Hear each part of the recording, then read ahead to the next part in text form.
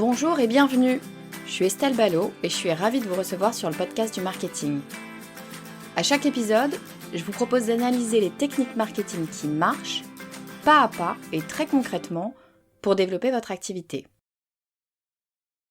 C'est l'une des questions qui revient le plus souvent dans mes discussions avec des entrepreneurs. Comment faire pour avoir le bon prix ? Comment savoir combien on vaut ? Comment se positionner sur le marché ? Comment négocier ? Bref, parler d'argent, c'est compliqué. C'est encore plus compliqué quand on est à son compte, donc seul, et qu'on vend de la prestation de service, donc ce qu'on fait. Vous le voyez venir, le syndrome de l'imposteur qui rôde dans le coin. Bon, il n'y a pas à dire, on n'aime pas parler d'argent comme si c'était un problème, comme si c'était être une mauvaise personne. Et pourtant, c'est absolument essentiel parce que pas d'argent, pas d'entreprise. Alors justement, parlons d'argent. Avec cet épisode, je vous propose de mettre un grand coup de pied dans la fourmilière et de parler concrètement d'argent, de comment on positionne ses tarifs et comment on réagit si on nous dit que c'est trop cher. Et pour ça, j'ai invité celle qui s'en est fait une spécialité, j'ai nommé Insaf El Hassini. Bonjour Insaf, bienvenue sur le podcast du marketing.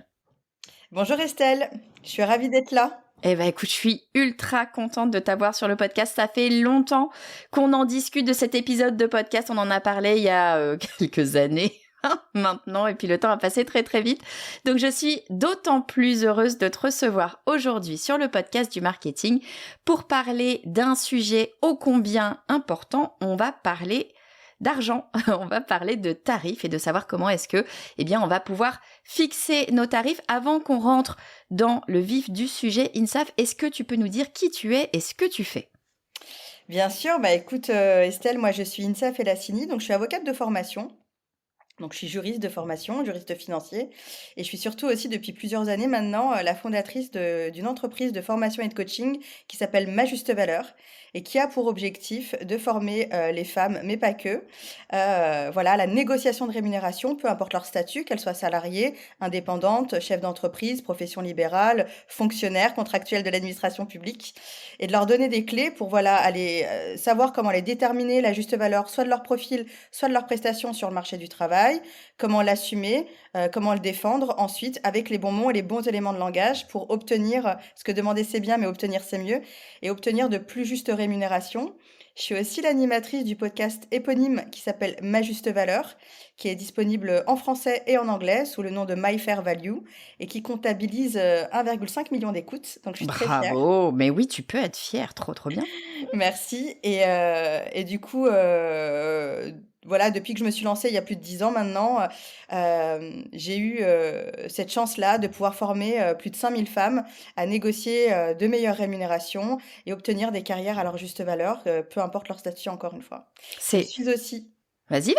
Merci. Je suis aussi vraiment je suis la co-autrice du bouquin et du manuel d'éducation financière avec Héloïse Boll qui s'appelle Haute une citoyenne et donc qui a pour objectif d'apprendre aux femmes à négocier leur salaire, leurs tarifs, choisir quel statut élire quand elles décident de se mettre à leur compte, mais pas que, puisque la partie d'Héloïse aussi, c'est une partie qui est sur l'argent à la maison et pas au travail, qui est ma partie, et qui a vocation à leur apprendre à faire un budget pour dégager de l'épargne, pour pouvoir investir, dans quoi investir, comment investir, pourquoi investir, tous ces sujets-là. Et l'objectif en filigrane, c'est vraiment de redonner le pouvoir financier aux femmes pour qu'elles puissent reprendre leur juste place dans la société. Ah, j'adore ce thème, j'adore ce sujet. Pour moi, c'est un thème ultra important, tellement important de savoir comment faire pour positionner ses tarifs, positionner sa rémunération, positionner son salaire.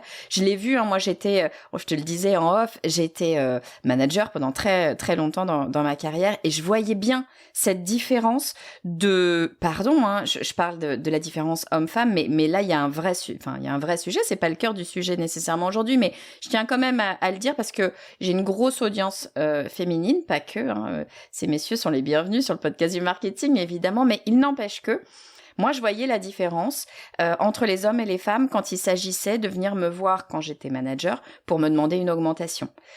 Rien, ou une promotion d'ailleurs. Hein. Rien à voir entre les hommes et les femmes. Et il y a un vrai truc à faire, à développer. Donc, merci à toi, INSAF, de prendre en main ce sujet-là, parce que je trouve que c'est un véritable sujet de société, que, eh bien, de montrer, expliquer, donner un rôle modèle, enfin j'en sais rien, ou former les femmes à ce travail-là de gagner mieux leur vie, tout simplement. Alors aujourd'hui, évidemment, sur le podcast du marketing, nous on va orienter ça un petit peu marketing. Et comment est-ce qu'on oriente ça marketing ?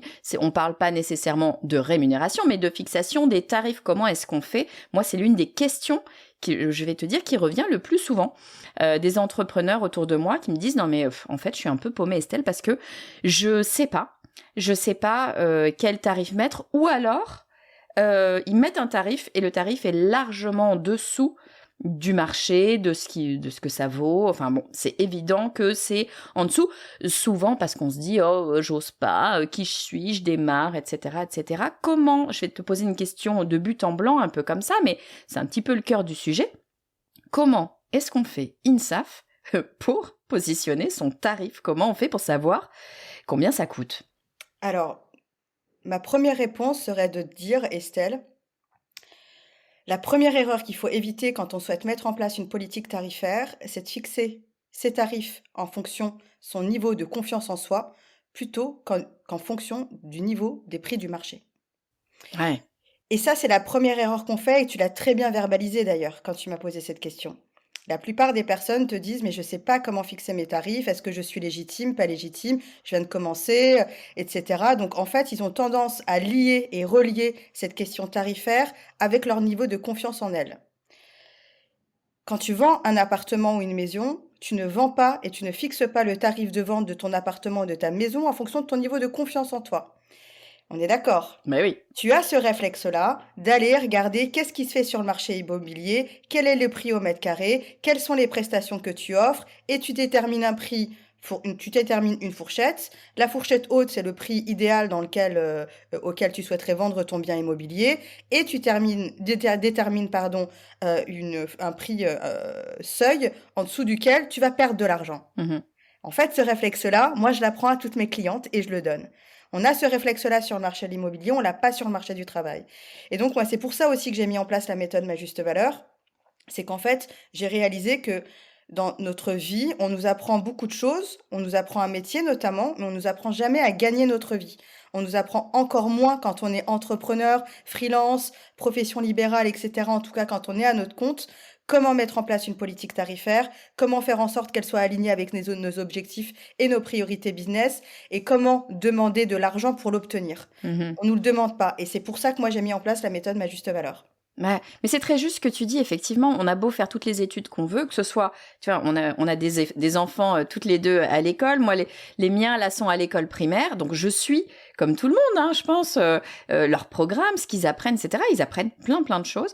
Mais c'est vrai que la notion du rapport à l'argent, et je parle de primaire, mais c'est la même chose au collège, au lycée et pendant les études supérieures, finalement, c'est quelque chose qui est pas évoqué. Et c'est vrai qu'une fois que tu le dis, ça paraît super bizarre, parce que qu'on aime ou qu'on n'aime pas l'argent, c'est pas la question. Ça fait nécessairement partie de nos vies. Notre société est fondée sur ce rapport à l'argent. Donc c'est vrai que c'est assez surprenant qu'on l'apprenne pas, qu'on le travaille pas.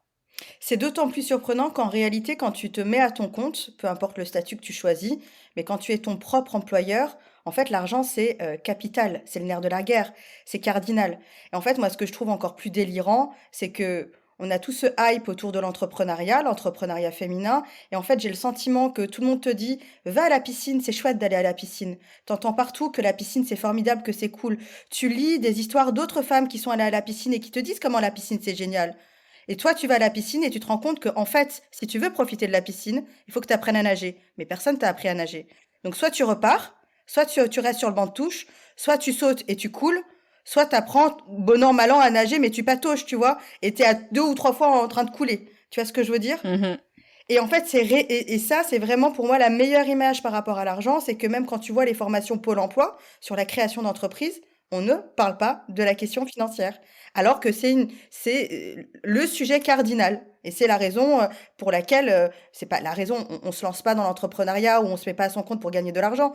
Mais je veux dire, si tu gagnes pas d'argent, c'est un hobby, en fait. Ben oui, c'est ça, si, quand même, on se lance quand même, si, dans l'entrepreneuriat pour gagner de l'argent. C'est peut-être pas la seule raison, bien sûr, je te suis, il y a plein de raisons derrière, mais n'empêche que si on gagne pas d'argent, ben c'est une œuvre caritative, et même pas encore une œuvre caritative, elle veut gagner de l'argent pour financer son œuvre. Donc, à un moment Exactement. donné, on a besoin, enfin, notre société est basée là-dessus. Donc, allons-y, aujourd'hui, tu vois, INSAF, ce que je voudrais, c'est qu'on puisse proposer aux auditeurs, aux auditrices du podcast du marketing, eh ben, une espèce de modèle à suivre, quelque chose pour comment faire pour fixer nos tarifs et enfin gagner de l'argent et pouvoir aller nager à la piscine et s'éclater comme les autres parce qu'il n'y a pas de raison, mince. Est-ce que Enjoy à t'as un... mort. Mais oui, exactement. Enfin, je veux dire, il n'y a pas de raison que... Si tu veux, moi, là où je suis assez vent debout et je te suis complètement dans ta réflexion, c'est on est là à promouvoir l'entrepreneuriat, à dire qu'on peut reprendre le pouvoir sur nos vies, sur ce qu'on a envie de faire, sur le fait de pas forcément avoir de manager. Parfois, c'est pour ça, sur notre liberté de temps. Tous ces éléments-là qui font que peut-être, il y en a plein d'autres, hein, on veut être manager, mais enfin, on veut pas être manager justement, on veut être entrepreneur, mais c'est bien joli d'être entrepreneur, il faut qu'on puisse gagner de l'argent. Il n'y a pas de tabou à avoir là-dessus, bien au contraire, c'est quand même, comme tu disais, un élément cardinal. Est-ce qu'il y a une méthode, quelque chose qu'on peut suivre pour pouvoir, eh bien, positionner son tarif? Absolument. Et moi, cette méthode, c'est la méthode Ma Juste Valeur que j'ai théorisée, en fait, pour pouvoir proposer aux personnes une méthode simple, rapide, pour pouvoir déterminer, allez, maximum en 4 heures de temps, une politique tarifaire qui est alignée avec la valeur de vos prestations. Cette méthode, elle est basée sur 3 piliers. Le premier pilier, c'est qu'est-ce que je vaux? Ou qu'est-ce que valent mes prestations? C'est quoi la valeur monétaire de mes compétences, de mes qualifications, de mon expérience, de mon expertise? Le deuxième pilier, c'est qu'est-ce que je veux? C'est quoi les priorités de mon business? Qu'est-ce que je veux pour mon business? Tu mettras pas en place la même politique tarifaire si tu as un business que tu envisages comme le soloprenariat, par exemple. Tu mettras pas non plus les mêmes tarifs si tu as besoin de 3 personnes pour travailler avec toi. Parce que dans ton tarif, tu vas devoir prendre en compte leur rémunération. Donc, quelles sont tes priorités? Court terme, moyen terme, long terme. Et enfin, le troisième pilier, c'est comment je le demande pour l'obtenir. Quand tu parles d'argent avec un interlocuteur ou une interlocutrice, c'est comme quand tu parles une langue étrangère. Le monde du travail c'est un environnement, c'est comme un pays étranger. Il y a des éléments de langage à maîtriser, il y a une façon dont on aborde les choses, il y a tout un set toute une méthode pour demander des choses pour les obtenir, sans évidemment tordre le bras à ton interlocuteur, ton interlocutrice, qui va faciliter le fait d'annoncer tes prix et de les obtenir. Ton tarif, ton prix et de les obtenir. Et donc cette méthode, comme je te disais, je l'ai théorisée et elle fait partie de la méthode Ma Juste Valeur et je l'enseigne à toutes mes clientes et toutes les personnes que je forme. Alors, génial. Alors, évidemment, on n'a pas nécessairement 4 heures devant nous là tout de suite, mais là, tu nous donnes les 3 piliers. Est-ce que tu peux me dire un petit peu ce qu'il y a dedans? Parce que quand tu me dis, premier pilier, qu'est-ce que je vaux?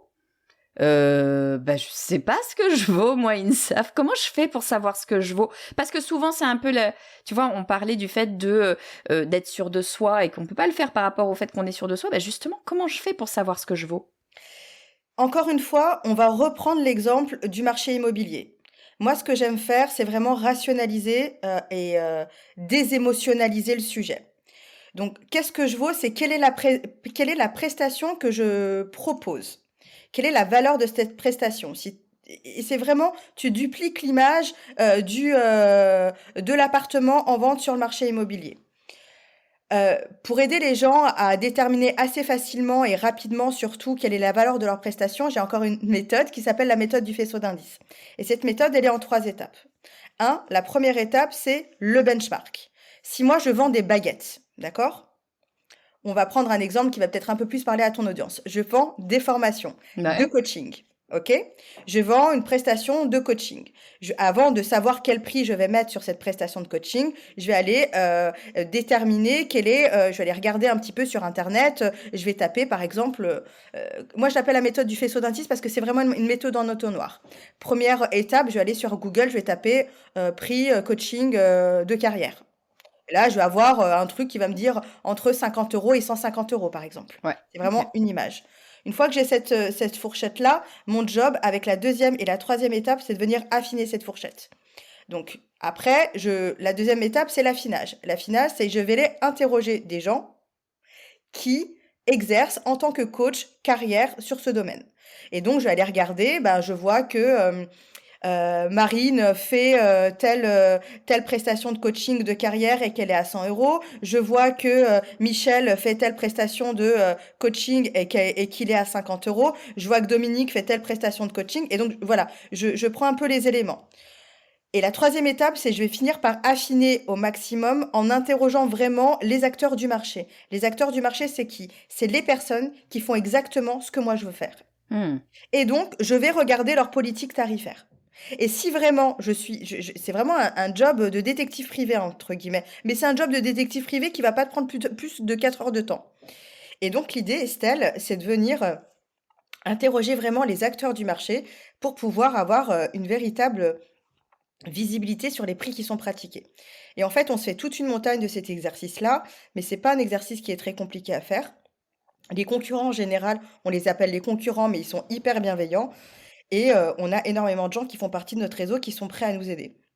Donc vraiment, cette partie, elle est indispensable parce qu'elle vous permet vraiment de vous baser sur les prix du marché, de ce qui est pratiqué et d'éviter, voilà, soit de vendre vos prestations trop chères et du coup de pas rencontrer, la demande qui pourrait être intéressée, soit de vendre vos prestations peu chères et donc de passer pour quelqu'un qui, a plutôt tendance à être cheap que proposer des formations de très haute qualité. C'est intéressant ce que tu viens de dire.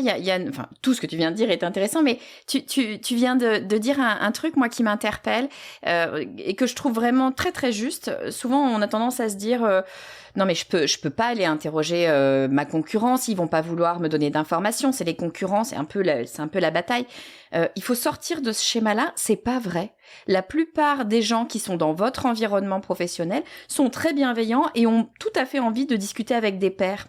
Et on se fait toute une montagne en se disant mais jamais ils vont vouloir me donner des informations et c'est absolument pas le cas la majeure partie du temps. Après, t'as complètement raison, si on n'est pas à l'aise avec l'idée, rien n'empêche en toute bienveillance d'appeler et de se faire passer pour un client. De toute façon, n'importe quel client a accès à ces informations-là, donc ce ne sont pas des informations privées finalement, c'est des informations que eh bien l'entrepreneur en face va donner à toute personne qui les demandera. Donc il n'y a pas de difficulté finalement à parler de ce sujet-là, on peut le faire assez simplement finalement. Et je pense qu'aussi, ce qui bloque un peu les gens au-delà du rejet, c'est de se dire, mais comment est-ce que je peux le dire? Tu sais, demander à quelqu'un ses tarifs ou combien il gagne, c'est un peu comme demander à une personne si elle couche le premier soir lors de la première date. Mmh. Tu vois ce que je veux dire? Mmh. Donc il y a cette question un peu du tabou aussi, de l'intimité. Enfin, on a peur d'être intrusive, on a peur vraiment d'être intrusif. Et du coup, c'est vraiment la bonne manière de le dire. Et moi, je conseille toujours à mes clientes de leur dire, par exemple, vous pouvez très bien envoyer un message LinkedIn à une personne qui vraiment intervient sur votre domaine d'activité en lui disant bonjour X, voilà, je m'appelle Insa Felassini, je suis en train de développer une activité dans X, Y, Z. Je sollicite votre aide bienveillante pour m'aider à identifier les justes tarifs pour mon activité. J'ai identifié quelque chose entre 10 et 20. Est-ce que ça vous ennuierait de m'aider à affiner cette fourchette? À bientôt, INSAF.